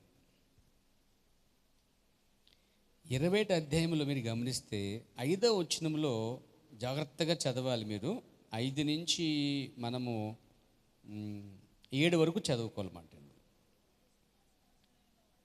అప్పుడు సింహాసనాసనం ఉన్నవాడు, అంటే ఇక్కడ 21 అధ్యాయంలో ఒక సింహాసనం ఉంది. సింహాసనం మీద ఒక్కడు ఆసనుడై ఉన్నాడు. ఓకేనా?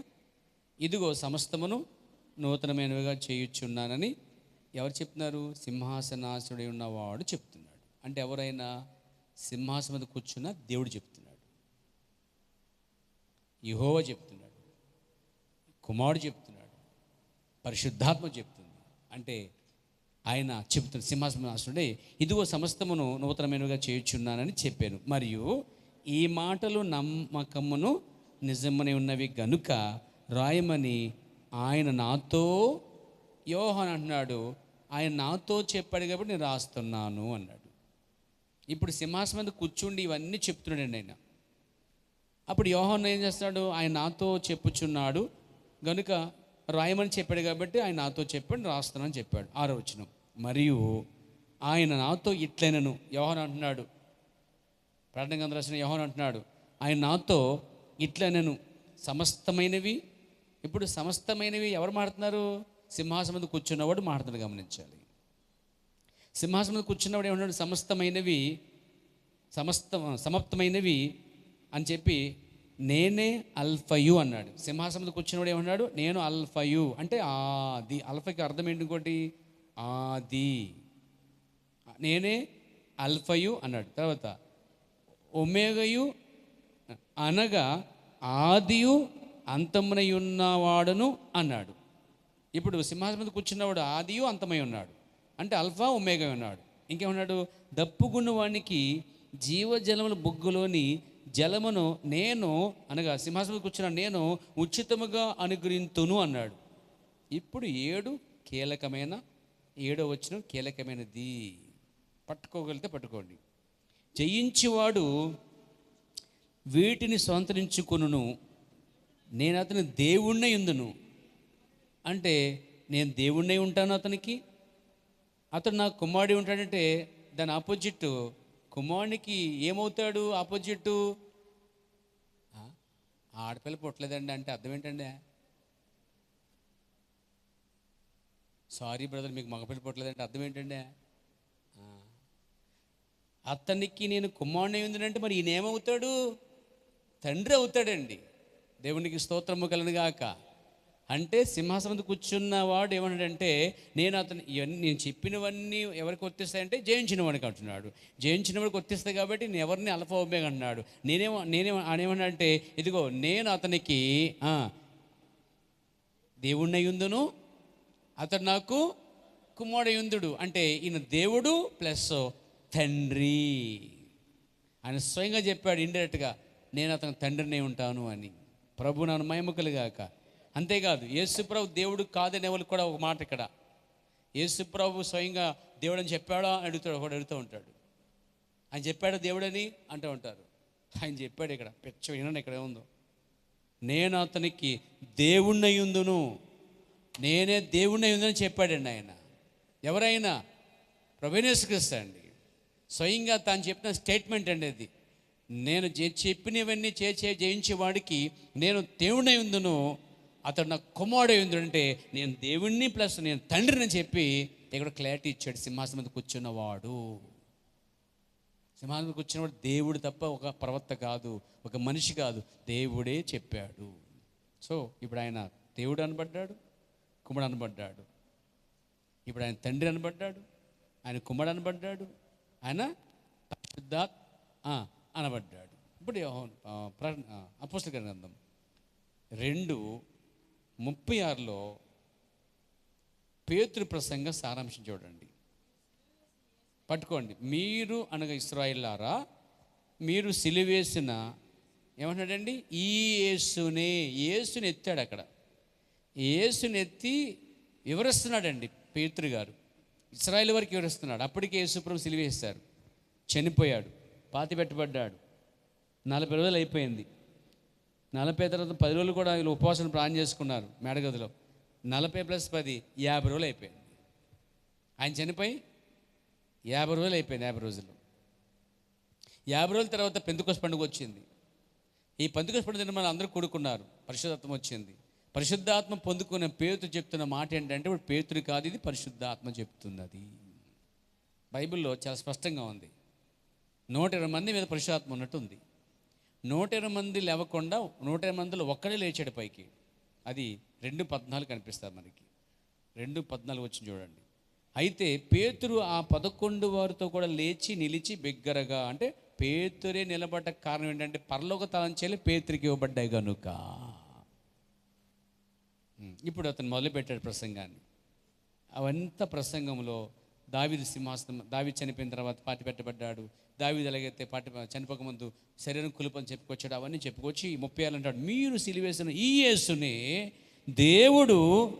దేవుడు ప్రభువుగా చేశాడు అన్నాడండి. యేసుని వాళ్ళు ప్రభువుగా స్వీకరించలేదు, ఎప్పుడు కూడా బోధకుడిగా చూశారు. చాలా ఎవరంటే ఆయన వడ్డను కుమారుడిగా చూశారు, ఒక ప్రవర్తగా చూశారు, మామూలు యేసుగా చూశారండి. కానీ ఆయన ఫస్ట్ ఏమన్నాడు? మీరు సిలువేసిన యేసునే దేవుడు ప్రభువు చేశాడు అన్నాడు. ప్రభు తర్వాత ప్రభువుగాను క్రీస్తుగా నియమించాను. అంటే పేతురు ప్రసంగంలో ప్రవక్త అన్నాడు, ఈ 15 నిమిషాల ప్రసంగంలో అంట తండ్రి ఆయనే, కుమారుడు ఆయనే, పరిశుద్ధాత్మ ఆయనే, మీరు ఆయన సిలువేశారు అన్నట్టు ఆయన. ఎందుకంటే ఈ యేసును చూపిస్తూ ప్రభు అన్నాడు, ప్రభుని చూపిస్తూ క్రీస్తు అన్నాడు. ఇప్పుడు ప్రభు అయిన యేసు క్రీస్తు అని చెప్పాడు. ఆ తర్వాత మేమేం చేయాలి అడిగారు, వచ్చాడు. మీరు యేసుక్రీస్తునాలు బాప్తిసం పొందాలని చెప్పాడు. సింపుల్గా ఆ ముగ్గురు ఒకటే అని చూపించి, ఏమండి ఎవరిని దేవుడు పిలిస్తే ఆ దేవుడే ఈ యేసుని ప్రభువుగాను యేసుని క్రీస్తుగాను, అనగా ప్రభు అయిన యేసు క్రీస్తు అనే పేరు ప్రకటించాడు అక్కడ. ఆ తర్వాత ఆ నామంలో బాప్తిసం ఇచ్చాడు వారికి. పాప క్షమాపణ నిమిత్తము తండ్రి యొక్కయు కుమారుని యొక్కయు పరిశుద్ధాత్మ యొక్క నామలు బాప్తిమిస్తున్నానని పేతురు ఎందుకు పలకలేదు? కారణం ఏంటంటే అతనికి ఆ బయలుపాటు ఉంది. తండ్రి పేరు కాదు, కుమారుడి పేరు కాదు, పరిశుద్ధాత్మ పేరు కాదు, తండ్రికి యేసే, కుమారుడికి యేసే, పరిశుద్ధాత్మ కూడా యేసే ఉందని ఎరిగి ఉన్నాడు. కాబట్టి ఆ ప్రత్యక్ష ఉంది కాబట్టి నేరుగా వారికి ప్రభువే యేసుక్రీస్తుని బాప్తిసం ఇచ్చాడండి. మన బప్పంగాళ్ళు అందరూ ఏమన్నారంటే, ఎవరండి సంఘశాఖ పాస్టర్లు అందరూ ఏమన్నారంటే, అందులో రెవెన్లు ఉన్నారు, బిషప్లు ఉన్నారు అండి, క్రీస్తు నిమిత్తం మహా అర్థసాక్షులైన ఉన్నారు. నేను విమర్శించలేదండి, వాళ్ళు మంచివాళ్ళు కాదంటలేదు, కానీ ప్రత్యక్షత లేని జనాంగం అంటున్నాను. వాళ్ళు నీకన్నా నాకన్నా సహోదర ప్రేమ గలవారే, నీకన్నా నాకన్నా భక్తి గలవారే, నీకన్నా నాకన్నా ప్రార్థనా పరులే, నీకన్నా నాకన్నా భాషల వరాలు కలిగిన వారే, కానీ నీవు కలిగిన ప్రత్యక్షత మాత్రం వారెవరికీ లేదు. శ్రేష్టమైన వారు ఎవరండి? ఇప్పుడు ఎవరండి? లారీ గడ్డి పెట్టుకెళ్ళి కన్నా ఏమండి ఒక పార్స్ సైకిల్ మీద బియ్యం బత్త పట్టుకెళ్తే బెటర్. అదే బియ్యం బత్త అనుకుంటున్నాను, చాలు నాకు సరిపోద్ది, శ్రేష్టమైంది. ఎంత కూడి తినే కన్నా దాంట్లో విటమిన్స్ తింటే సరిపోద్ది. క్షమించండి, నన్ను తినొద్దని చెప్పట్లేదు, మీ ఇష్టం ఎంతైనా పర్లేదు, నో ప్రాబ్లం. కానీ తినేదానికోసం ఆలోచించండి, అది మనకి ఎంతవరకు పనిచేస్తుంది చూడండి ముందు. అలాగే ఈరోజు ఈ ఎక్స్ప్రెషన్ బయట ఎన్ని ప్రసంగాలు ఎంతమంది ఉన్నా కానీ, ఎంత సేవ చేస్తున్నా కానీ, కొన్నిసార్లు మనం మెచ్చుకుంటాం వాళ్ళ ఛానల్, కాదంటలేదు కదా.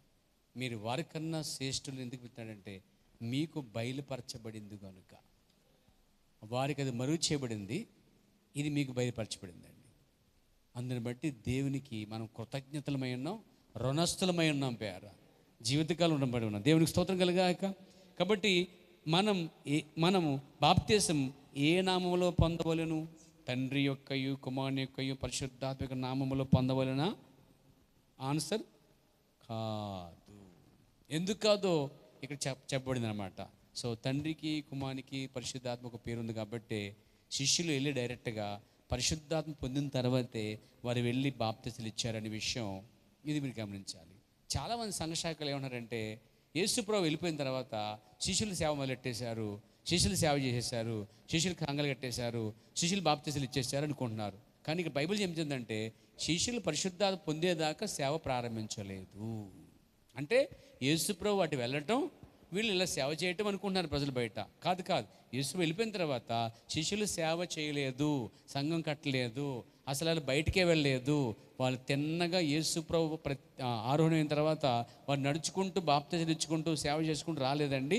బయట అవగాహన అలా తప్ప అవగాహన, వారు నేరుగా మేడగలకు వెళ్ళిపోయారని బైబిల్ చాలా లేఖనం అక్కడ ఎక్కడ కలిపి చూస్తుంటే స్పష్టంగా అనిపిస్తుంది. లూకాసు సువార్తలో వారు బయలు వెళ్ళి అపోస్తలుల కార్యం మొదటి వచ్చేసరికి వాళ్ళందరూ ఒక మేడగలో కూడుకున్నారు. ఆయన ఎత్తబడి నుంచి కాడి నుంచి వాళ్ళు ఆ మందిరం రావడానికి నడవదగినంత ప్రాంతం అని చెప్పబడింది. వాళ్ళ మధ్యలో ఎక్కడ సేవ చేయలేదు అనే విషయం 100కి 99% చాలామంది తెలియదండి. సంఘ పాస్టర్గా తెలియదు. వాళ్ళు ఇప్పటికీ ఏమనుకుంటారంటే యేసుప్రభు వెళ్ళిపోయిన తర్వాత వీళ్ళు తండ్రి కుమార పరిశుద్ధ బాప్తిని ఇచ్చుకుంటూ వచ్చేసారు, సంఘలు కట్టుకుంటూ వచ్చేసారు అనుకుంటున్నారు. ఎప్పుడో ఒకసారి మెడలు కొడుకుని వాళ్ళు ప్రాణం చేసుకుని అనుకుంటున్నారు. No no no, wrong revolution. చూడండి మత్తయి సువార్త, దేవునికి స్తోత్రం కలిగాక. మత్తయి సువార్తలో ఆయన దాన్ని చెప్పాడు. ఇందాక మనం చదువుకున్నాం కదా, 28:19 చదువుకున్నాడు. చదువుకుని ఏం చెప్పాడు ఆయన? చదువుకొని ఏం చెప్పాడు ఆయన? మీరు బాప్తీసాలు ఇవ్వండి, శిష్యులుగా చేయండి, సదాకాలం మీతో నేను తోడుగా ఉండని చెప్పేశాడు. ఎప్పుడు చెప్పాడు ఆయన? చివరిలో, ఎత్తబడక మునుపు చెప్పిన మాటలు ఇవన్నీ మత్తయి సువార్త చివరి అధ్యాయాలు. ఓకే, ఇప్పుడు లూకా సువార్తకు వచ్చేసేయండి. లూకా సువార్త చివరి అధ్యాయంకి వచ్చేసేయండి. చివరి అధ్యాయంకి వచ్చేసరికి 47 యెరూషలేము మొదలుకొని సమస్త జనములలో ఆయన పేరట మారు మనసు భావక్షేమను ప్రకటింపబడిన పని రాయబడి ఉంది. ఈ సంగతులు మీరు సాక్షులు. ఇదిగో నా తండ్రి వాగ్దానం చేసినది మీ మీదకి. మత్తయి సువార్త మొదలుపెట్టిన ప్రసంగం ఆయన ఆపలేదండి. కొద్దిసేపు ఆడుతూ మాట్లాడాడు. అక్కడ కొంత అచ్చడి రైపాడు, కొంత ఇక్కడ కొనసాగి ఉంటుంది. మీరు పైనుండి శక్తి పొందే వరకు పట్టణంలో నిలిచి ఉండడని చెప్పాను. ఆయన బేతేని వరకు వారిని తీసుకుని పోయి చేతులు ఎత్తి వారిని ఆశీర్వదించుండగా ఆయన వారిలో నుండి ప్రత్యేకింపబడి పరలోకముకు ఆరోహణాయను.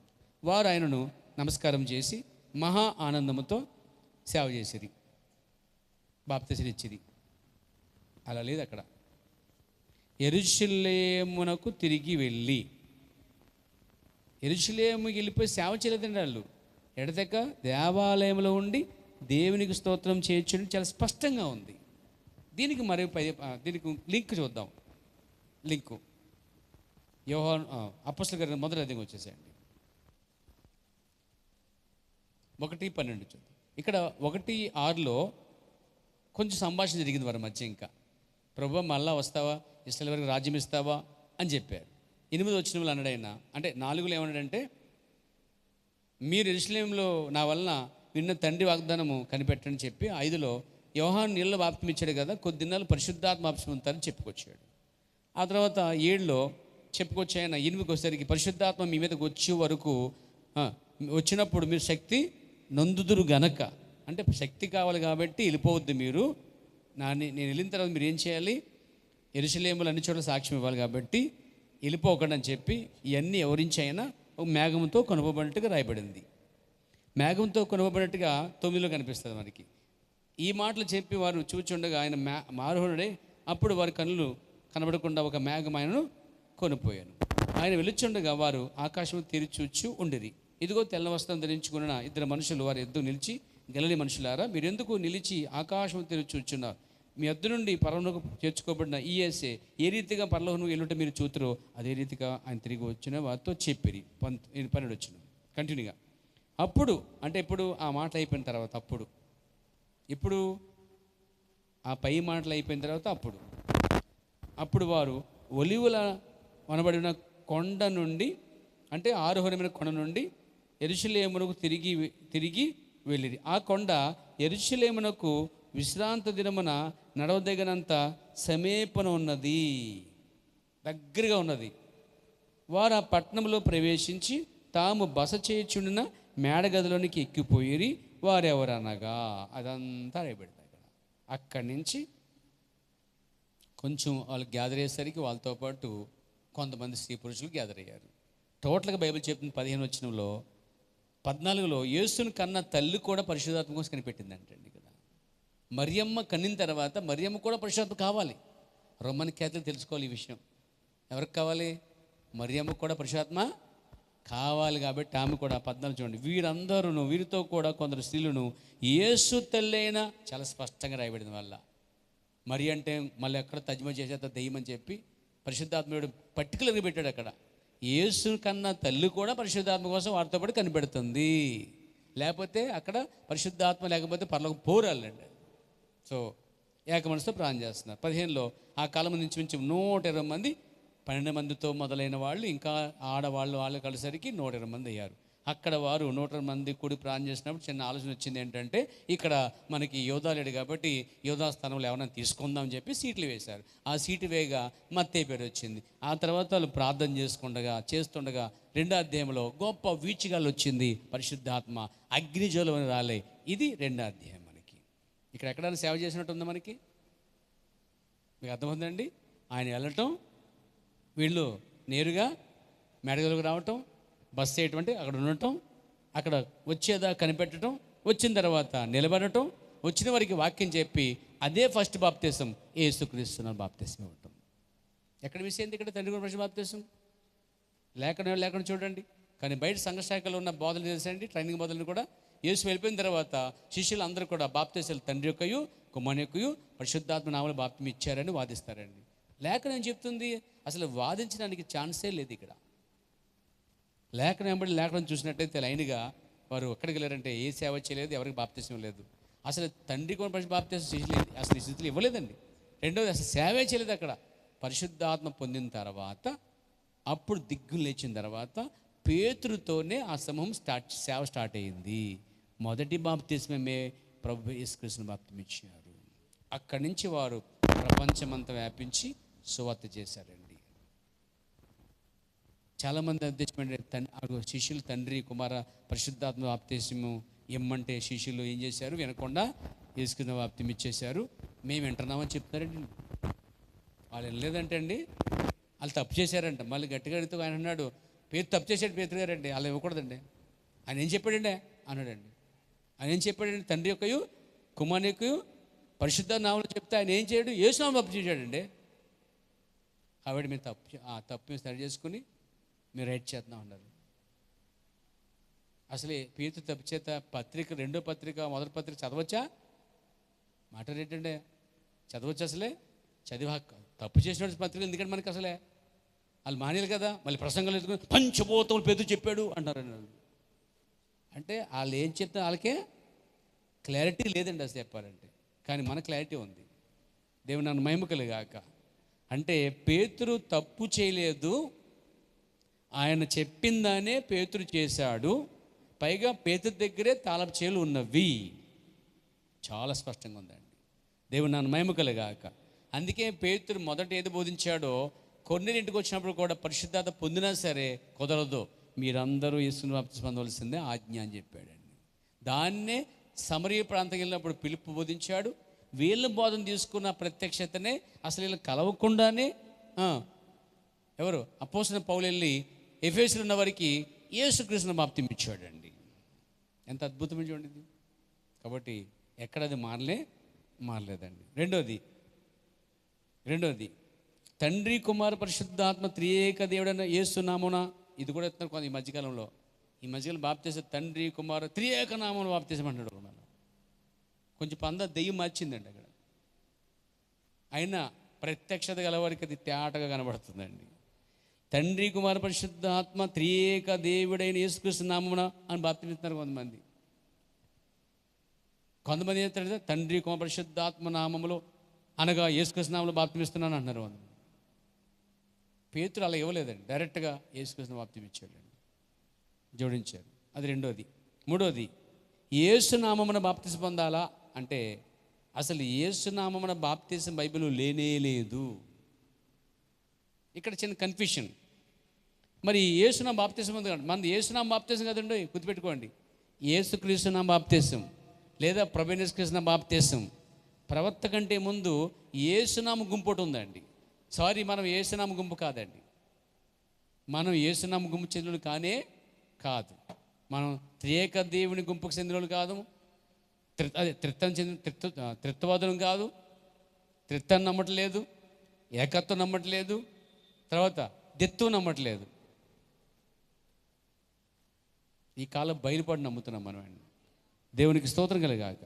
యేసు నామమున బాప్తిసం పొందాలంటే ఆన్సర్ కాదు. రెండోది ఏం చెప్పాను, తండ్రి కుమార పరిశుద్ధాత్మ త్రియేక యేసుక్రీస్తు నామ బాప్తిసమనా కాదు, యేసుక్రీస్తు నామమున బాప్తిసమే ఆన్సర్ అండి. మూడోది ఏం చెప్పాను, యేసునామ బాప్తిసం కాదు. యేసునామంలో పేతురు కానీ యోహాను కానీ వీళ్ళు కానీ ఎవరు ఇవ్వలేదు. వాళ్ళు ఇస్తే క్రీస్తు యేసు నామములో ఇచ్చారు, లేదా ప్రభువైన యేసుక్రీస్తు నామం ఇచ్చారు, లేదా యేసుక్రీస్తు నామములో బాప్తిసం ఇచ్చారు తప్ప ఉత్తు యేసు అని పేరు చెప్పి బాప్తిసం శిష్యులు అపోస్తులు ఎక్కడ ఇవ్వలేదు. విషయాన్ని మీకు క్లారిటీ రావాలి. బైబిల్ మీరు బాగా చదవడం కావాలంటే. దేవునికి స్తోత్రం కలగాక. తర్వాత ఐదోది మొదటిది ఏంటంటే తండ్రి కుమార పరిశుద్ధాత్మ నామములో బాప్తిసమా కాదు. రెండోది తండ్రి కుమార పరిశుద్ధాత్మ త్రియేక దేవుడిని యేసుక్రీస్తు బాప్తిసమా కాదు, రెండోది. మూడోది యేసునామ బాప్తిసమా కాదు, మూడోది. నాలుగో చెప్తున్నానండి. ఒకటి, తండ్రి కుమార పరిశుద్ధాత్మ బాప్తిస్మా నామముల బాప్తిస్మా కాదు. రెండు, తండ్రి కుమార పరిశుద్ధాత్మ త్రియేక దేవుడిని యేసుక్రీస్తు బాప్తిస్మా కాదు, రెండోది. మూడోది యేసునామ బాప్తిస్మా కాదు. నాలుగోది పౌలు నామములోన బాప్తిస్మం తీసుకోవాలి కాదు, ఆన్సర్ అండి. మీకు తెలుసా, అపోస్తుల కాలంలో పౌలు నామములో బాప్తిస్మం గుంపోటు ఉందండి బైబిల్లో. చూపిస్తాను మీకు. కొంతమంది పౌలు మీద అభిమానం ఉండిపోయి పౌలు నామములో బాప్తిస్మం పొందేశారండి. దేవునికి స్తోత్రం కలుగాక.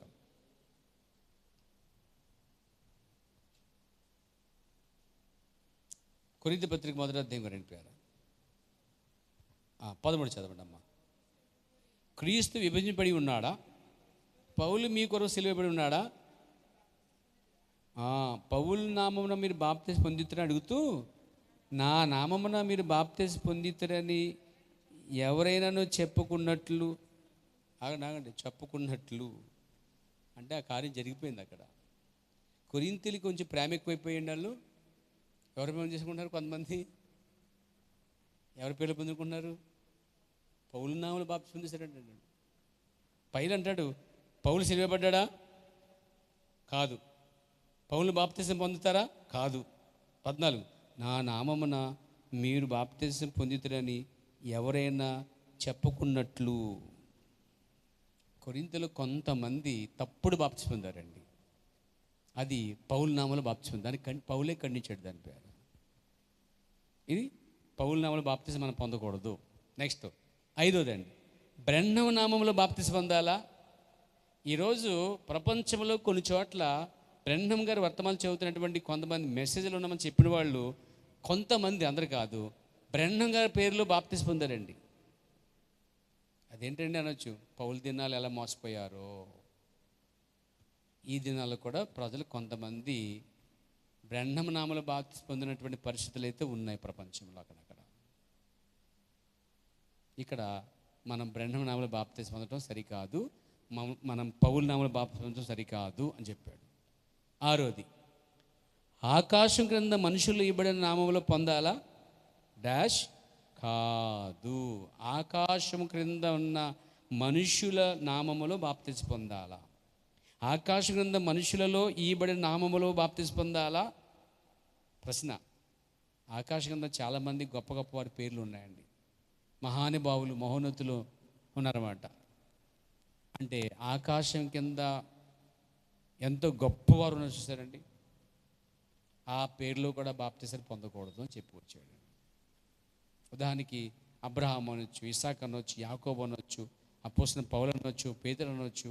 ఎంతోమంది పరిశుద్ధులు ఉన్నారు బైబిల్కి యువతల అవతల కూడా చాలామంది ఉన్నారు. బిల్లీ గ్రాము, లేకపోతే వరల్డ్ రాబర్ట్, లేకపోతే బెన్నీ హెనెన్, చాలామంది ప్రపంచంలో ఉన్న సేవకులు. ఆకాశం కింద పడిన ఏ గొప్ప వ్యక్తి నామములు బాప్తిసాలు చల్లవు. Praise the Lord. మరి ఏ నామంలో మనం బాప్తిసం తీసుకోవాలి? ఇది వచ్చేవారు మనం క్లియర్ చేసుకుందాం. దేవుడిని దీవించి ఆశీర్వదించను గాక. ఇంతవరకు అర్థమైతే చెప్పండి. మనం బాప్తిసం ఏ నామంలో పొందాలనేది మనకు క్లారిటీ వచ్చింది. మనకి శిష్యులు ఎలాగ ఇచ్చారో క్లారిటీ వచ్చింది, ఎందుకు ఇచ్చారో క్లారిటీ వచ్చింది. తండ్రి పేరేంటో అర్థమైంది, కుమారుని పేరేంటో అర్థమైంది, పరిశుద్ధ పేరేంటో అర్థమైంది. ఇప్పుడు ఆ మర్మం బయట ప్రజలకు తెలియలేదు, కానీ దీని మర్మాన్ని, ఈ విప్లవమైన కార్యాన్ని దేవుడు ప్రవక్త ద్వారా సంఘానికి వధువుకైతే తెరిచాడండి. అంత గొప్ప కార్యము. దేవుని నామానికి స్తుతి మహిమ కలుగును గాక. ప్రార్థన చేసుకుందాం. లేచి నిలబడదాం అందరూ కూడా పేరు. Thank you lord. హల్లెలూయా.